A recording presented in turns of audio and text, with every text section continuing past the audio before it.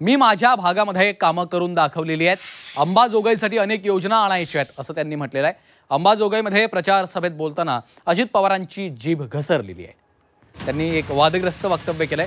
मी माझ्या भागामध्ये कामं करून दाखवली आहेत हे बोलत असतानाच अजित पवार यांची जीभ घसरली. अंबाजोगाईसाठी अनेक योजना आणायच्या आहेत. अंबाजोगाईमध्ये प्रचार सभेत बोलत असताना उपमुख्यमंत्री अजित पवार यांची जीभ घसरलेली आहे.